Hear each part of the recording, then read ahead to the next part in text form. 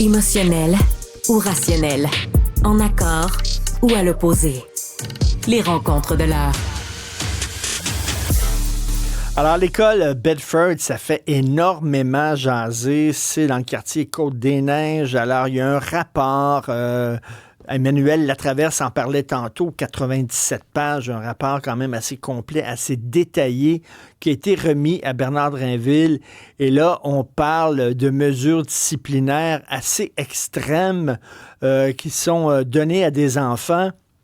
Et on souligne le fait que les enseignants très sévères qui utilisent ces méthodes-là sont pour la plupart, sinon tous, issus de la communauté maghrébine. Cela dit, il y a des enseignants aussi issus de la même communauté qui ne sont pas nécessairement d'accord avec ces mesures disciplinaires. On va en parler avec Joseph Facal. Salut Joseph. Bonjour Richard, comment vas-tu? Bien, tu as écrit là-dessus. Écoute, on est en terrain glissant, là, parce que là, on se dit, le fait qu'ils appartiennent à la communauté maghrébine, est-ce que ça pèse dans la balance ou pas? Toi, tu as tendance à dire oui.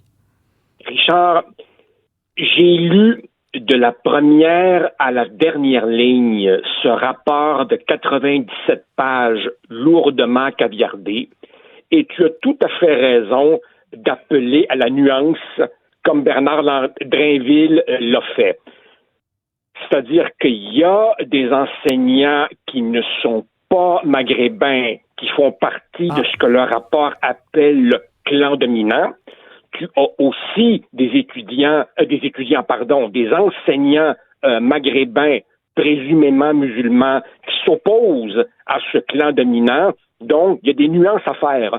D'autant plus, comme tu le sais, que la frontière entre une idéologie politique et un discours religieux est une frontière des fois assez floue.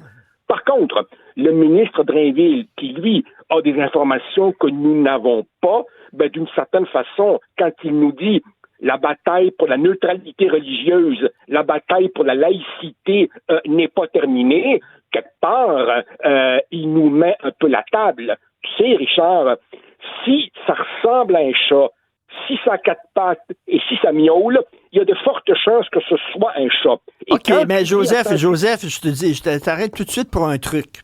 Quand il dit la bataille pour la laïcité n'est pas terminée, est-ce qu'on sait raconter des histoires en disant qu'il suffisait d'interdire les signes religieux ostentatoires chez les profs pour que soudainement le rigorisme religieux disparaisse des classes? On sait raconter des histoires. Évidemment qu'on sait raconter des histoires. Et n'oublie pas, on le savait au fond de nous-mêmes qu'on se racontait des histoires. Parce que rappelle-toi, au moment de la loi du débat sur la loi 21, on s'entendait tous pour dire que c'était une loi minimaliste. C'était les signes religieux ostentatoires pour une petite catégorie de personnel. Et dans le monde de l'enseignement, il y avait en plus le droit acquis pour les porteuses du hijab avant la loi. En fait, il faut lire attentivement le rapport, Richard. Il est question de les sciences qui sont peu enseignées. Il est question de l'éducation à la sexualité qui est peu enseignée. Il est question de l'utilisation de vieux manuels nord-africains. Il est question de traitements différenciés selon les sexes au moment du sport. Et bien entendu, un point très important du rapport que je ne vois nulle part dans l'avalanche de textes consacrés à l'affaire, c'est que plusieurs enseignants sont très actifs dans les mosquées du quartier et que des gens associés à l'une de ces mosquées, c'est à la page 62 du rapport, sont venus à l'école pour dire, je cite, qu'il serait important pour la direction d'avoir une bonne relation avec les musulmans du quartier et qu'elle travaille avec eux.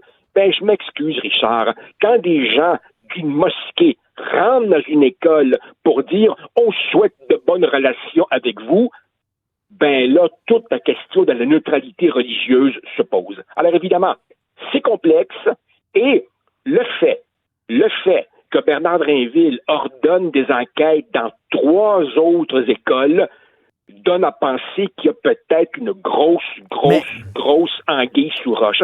Cela dit, Richard, rappelle-toi le tollé qui a surgi après que Jean-François Lisée ait écrit dans Le Devoir un article disant est-ce qu'un certain racisme anti-québécois, est-ce que la montée de l'homophobie, par exemple, ne s'expliquerait pas en partie par la nouvelle composition des étudiants sur l'île de Montréal? Si ça vaut pour les étudiants, pourquoi ça ne vaudrait pas pour les profs? Mais Joseph, d'où l'importance d'agir promptement. Parce que, et toi et moi, on lit beaucoup les journaux français puis les magazines français. Et en France, c'est pas une école, c'est pas 3 écoles, c'est pas 10 écoles qui sont pognés ces problèmes-là. Ce sont des centaines d'écoles qui sont pognés ces problèmes-là. Il faut tout de suite dire, mettre le pied à terre en disant non.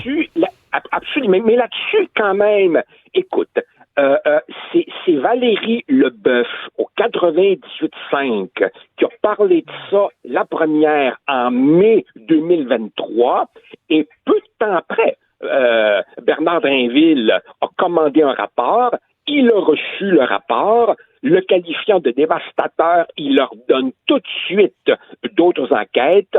Marois Risky lui avait dit à un moment donné, attention Bernard, on te raconte des histoires, va au fond de cette affaire-là. Donc je pense que là-dessus, le gouvernement et les partis d'opposition ont bien réagi.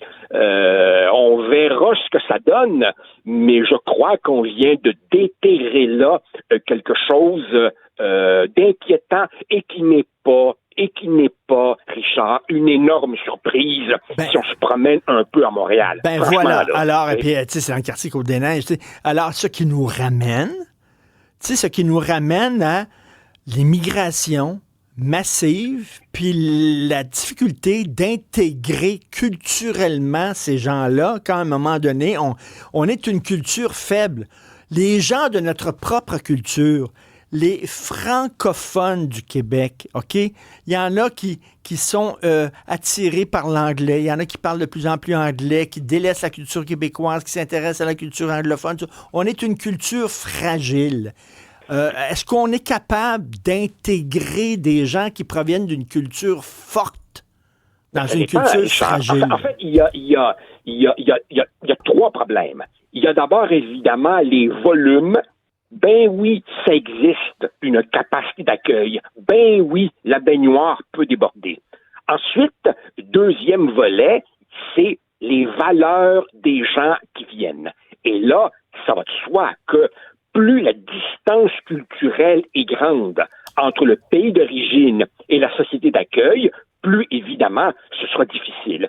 Et la troisième dimension, ce sont évidemment les attitudes de la société d'accueil. Est-ce qu'on va toujours plier au nom du bon entendisme ou bien on va dire non, je m'excuse, ici c'est comme ça. Rappelle-toi, quand François Legault, de manière tout à fait sensée, a dit ici, on est au Québec et c'est de même que ça se passe. Imagine le tollé chez les curés de la bien-pensance pour avoir dit une chose aussi évidente que celle-là. Mais Richard, nous ne pouvons pas nous quitter sans rappeler le rôle, le non-rôle ici du syndicat des profs. L'Alliance des professeurs, la FAE, elle est où dans cette affaire-là?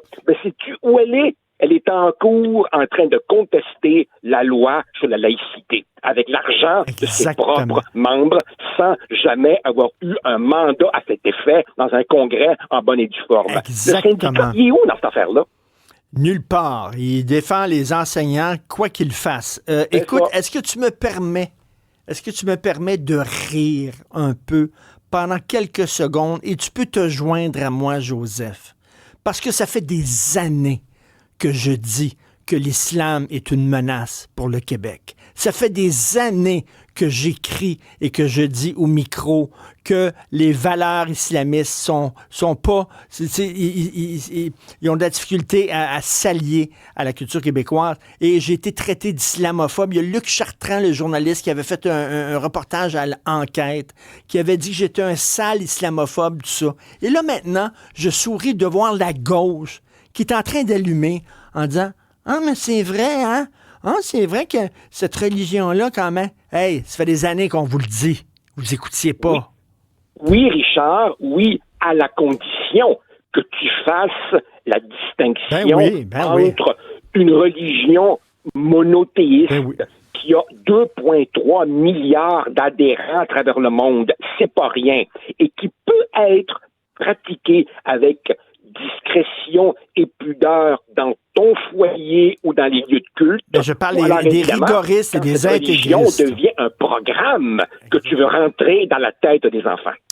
Rémi Villemur, comme toi, a lu le rapport qui a été remis à Bernard Drinville et en discutait avec Sophie Durocher ce midi. On écoute un extrait de leur conversation. Là, qui n'est vraiment pas parfaite. Là. J'ai commencé par vous parler des coups de règle, des punitions. On éteint la lumière, on dit, regardez, on va faire la classe dans le noir. Il n'y a pas d'écran, par contre, dans ces classes-là. Il n'y a pas d'écran. Il n'y a pas on fait un enseignement magistral avec des cahiers. Des cahiers, Sophie. C'est drôle, ça, des cahiers. Puis il dit, quand les enfants sont turbulents, on les envoie dans le coin, puis on les punit. Comme moi, on m'envoyait dans le coin, à l'élémentaire aussi. Et lui, Rémi, disait, il n'y a pas rien que du mauvais dans ces mesures-là, utilisées par ces profs. L'enseignement traditionnel, oui, si on veut. Tu sais, moi, à l'université, j'étais un prof de la vieille école. Ben oui, vous écoutez puis vous prenez des notes. Mais lis attentivement le rapport, Richard. À chaque fois qu'il y avait des problèmes et qu'on proposait aux profs des mesures d'accompagnement, ils niaient tout. Ils ont toujours raison.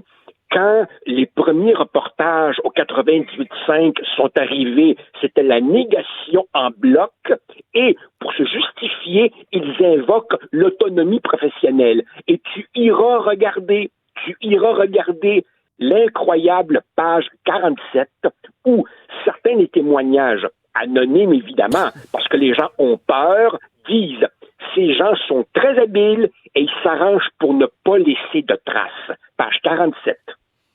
Écoute, c'est vraiment assez dévastateur.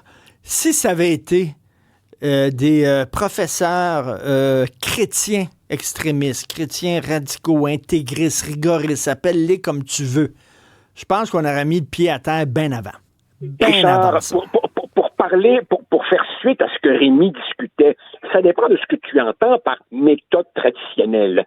Si par méthode traditionnelle, c'est avoir des cahiers, faire des exercices et ne pas triper sur les gadgets électroniques, j'en suis de la méthode traditionnelle. Mais si la méthode traditionnelle, c'est tirer les cheveux, tirer les oreilles, donner des coups de règle et puis traiter d'abrutis ceux qui ont un peu de difficulté. En fait, même, il y a des élèves ici qui étaient traités de cause perdue. Hein? Ben, si c'est ça, les méthodes traditionnelles, non, je m'excuse. Mais en terminant, Joseph, tu sais qu'il y a des gens qui vont dire, tu parlais des bien-pensants, il y a des gens qui vont dire, oui, mais c'est dans leur culture. C'est comme ça qu'ils sont. Il faut accepter ça. C'est dans leur culture. Ils sont plus sévères envers les enfants. C'est le même. Ça, c'est le communautarisme et le multiculturalisme. Mais tu te rappelles, tu avais toi-même écrit là-dessus, tu te rappelles, cette juge qui, rendant sa sentence, avait dit « Ah, ben écoutez, les violences domestiques, il faut relativiser ça dans leur culture. » Ben non, je m'excuse, Richard. Ici, on est au Québec. Et bon, je comprends le respect de la vie privée qui ne justifie pas tout, mais là, on est à l'école publique, on est au Québec, on est en Occident et on fait pas ça à des enfants, c'est tout. Merci, bon week-end. Es-tu là lundi, toi? Parce que lundi, nous autres, on travaille. C'est pas fête pour nous. Ben oui, nous, lundi, on travaille. Moi, je travaille. Je vais être là. OK, merci beaucoup.